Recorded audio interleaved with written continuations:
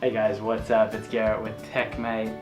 And so as many of you probably know or have seen, Apple has finally released the iPhone 7. So there's a lot of things that have changed with the phone, and there's a lot of things that have stayed the same. So in this video, we're going to talk about both those things, and I'm going to give you my thoughts and impressions on the phone. So first off, the body of the phone really hadn't changed all that much. It's still the same aluminum body that most people have come to love.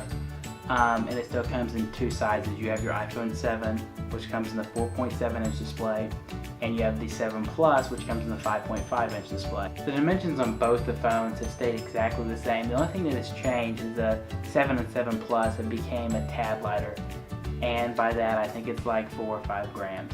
Apple kept the button placement on the phone the exact same as the predecessor. You still have your home button, volume rocker, and your mute switch, which I absolutely love the mute switch. I'm really glad they didn't get rid of it. A couple things you will notice when looking at the phone though, is that there's some new colors added to the line. So now there's 5 colors. You have your traditional silver, you have your gold, you have your pink or rose gold. There's also a black, which is a matte black almost, and a new jet black. As you can probably tell from the pictures, the jet black is really glossy. And Apple's already saying that you should put a case on the phone to help prevent it from scratching, because that glossy surface will show the scratches a lot easier than their other colors. And something I'm thinking is that phone's going to be extremely slippery. Now I don't know, I haven't held it, but it looks slippery. And another thing is it's going to show fingerprints really, really bad. I had a black S6 Edge Plus, and it looked really good when it was clean, and so does that phone, but I just feel like you'll constantly be wiping it off if you're like me, because you'll have fingerprints, you'll see them. If you eat anything, touch anything, it'll get worse, and you'll constantly clean the phone to try to make it look good. If I was to get a phone, I'd probably go with the black. That matte black won't show the fingerprint. It's probably not going to show any scratches, and I think the stealth look of it is really cool. Something else you may see, or you're probably not actually going to see, are the antenna lines on the phone. Apple has moved them to the top and the bottom, and they're hardly noticeable, which I never really had a problem with the antenna lines before. I mean, at first they were a little odd, but they're something you get used to. So now I think it's a little bit different not having the antenna lines there, because I've gotten used to them. But I think it really gives the back of the phone a really good look, especially on like the matte black or something. Not breaking it up, it's real stealthy. Something else has been moved to the top and the bottom of the phone are the speakers. I'm a really big fan of front-facing speakers, and my Nexus video I talk about them and I absolutely love them.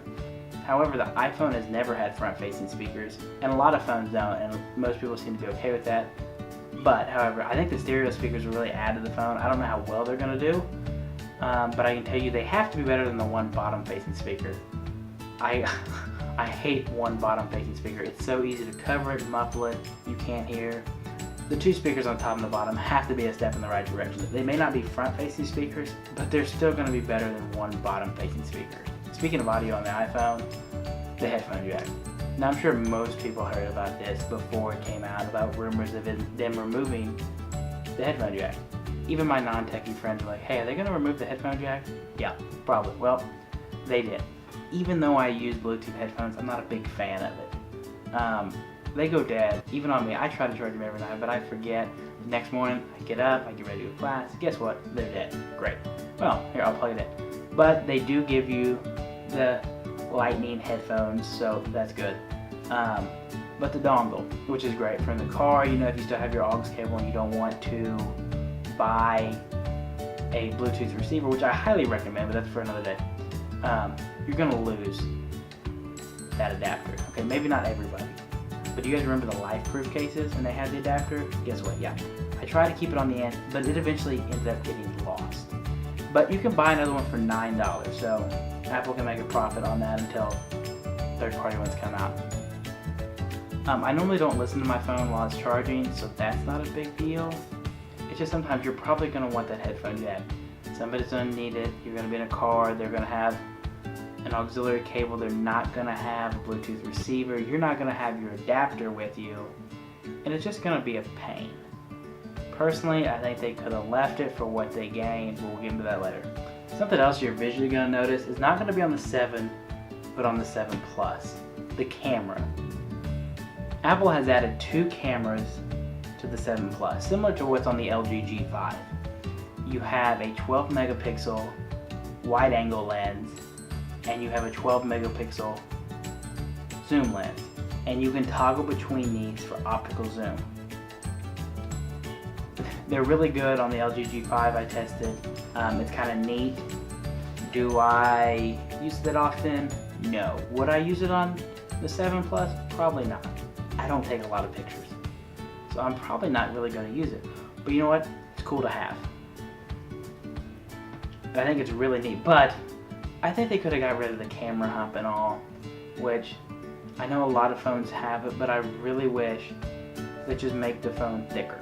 They could just make it a tad bit thicker to get rid of it, or center it. Now on the 7, you're only going to have 1 camera, just as before the 6S had 1 camera, but the camera's been upgraded. It's now a 12 megapixel camera. It's got optical image stabilization. They added a 1.8 aperture to let more light in, and with the camera on the flash, they've added a 4 LED flash. It's 50% brighter than the flash that was on the 6S. Now the front-facing cameras on both the phones got an upgrade to a 7 megapixel, so people who take a lot of selfies and stuff, it's good for you. I don't take a lot of selfies, so I could care less, but you know, at least they're not putting like a 480p camera on the front like they did on the MacBook. Let's go ahead and jump on inside the phone, guys, and let's talk about the battery. So first of all, I'm going to say that I cannot find the size of the battery anywhere. Maybe it's just me, maybe I'm not looking in the right spots, maybe I'm just an idiot, but I can't find the size of the battery anywhere. However, Apple's claiming it to be the longest lasting battery to date, which I'd hope so. I really hope the life of their battery wouldn't go downhill as they brought out new phones, but you never know. I guess it could happen. Apple's claiming the battery life will last 2 times longer than the battery life of the 6S. The 6S had a pretty good battery life, so you're going to be looking at a pretty good battery and should get you through a full day. We'll see. So I guess time will tell how the battery really holds up.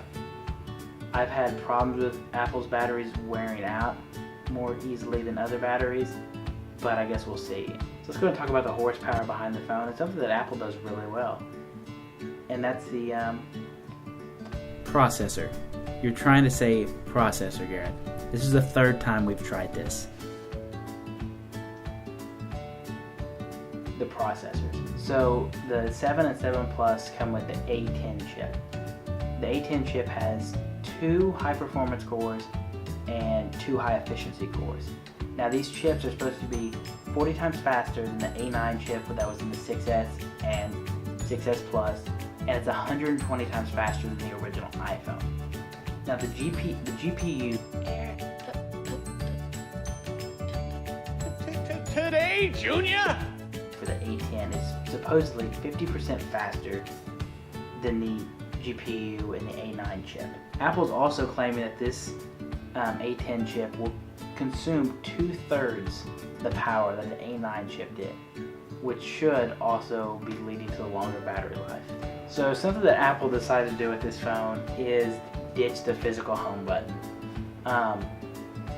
They got rid of the mechanical home button, so it's capacitive. So it doesn't actually click down. It reads the force, kind of like the force touch on the phone did. If you push hard, it recognizes the click and will take you back home and such. It has a taptic engine in it that gives the user a click back. But I've heard that it's almost the entire bottom of the phone that almost moves, if that makes sense, clicks. And it's something that people are saying you're going to have to get used to. This isn't the first time Apple's done something like this. In the original iPods, they had the mechanical scroll wheel, which they then put to a capacitive digital version. The new home buttons allow a lot of new features.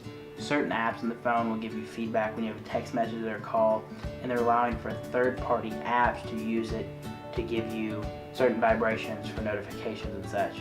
With the removal of the mechanical home button, Apple was able to do something else. They were able to make the phone water and dust resistant. It's an IP67 rating. So I looked up this rating, and this should allow for the phone to be submerged 1 meter for 30 minutes and the dust resistant allows the phone to be submitted to dust for 8 hours. Now, I'm not recommending going and throwing your phone in the pool or jumping in with it or taking your phone and throwing that on the beach and covering it in sand, but it does help. If you drop it in a puddle, if you splash it, if you knock over a glass of water, if you drop it in the toilet, if you drop it in the sand on the beach, you don't really have to worry. Now, I would say that the iPhone 6s was also water resistant, but Apple didn't make it official. They're now making it official that the phone is water and dust resistant. However, it's not covered under warranty if you drop it in water and it breaks, which most phones aren't. Samsung does not cover their phone either, which is water resistant, dust resistant. It's an IP68. I know, I'm talking about Samsung and an Apple video. I'm sorry. So overall, I think the iPhone 7 is a really good phone. Apple didn't go too far out on a limb and try anything too drastic. You know, they brought in a new camera, which I thought was neat, but they saw some other companies doing it, so I'm sure that'll be really good though, because Apple has always had good cameras. They changed up the home button, which I'm really not sure about. The new colors I really like. I do like the 2 new colors. The dual speakers was a great idea, I think, for them. I think people are really going to enjoy them more than they know. The headphone jack, yeah, I'm not crazy about that still. It's whatever though, I guess. It's an Apple thing to do. The IP67 is great. I love phones that are water resistant. The dust resistant, it doesn't really bother me so much, but the water, just in case you drop it, I'm usually pretty careful, but you never know when you're going to drop it into something. Water, in the pool, just anywhere. Something I forgot to mention earlier in the video on the screens is that the screens are now 25% brighter, which will help on those really, really sunny days. So I really think Apple did a good job with these phones. I'm more of an Android fan, but I'm really excited to use the new iPhone, and I think I'm really going to enjoy it too for the time I use it. Thanks for watching. We hope you guys enjoyed this video. So if you liked it, go ahead and give it a thumbs up, and if you didn't like it, go ahead and give us a thumbs up anyways, and we'll catch you on the next one.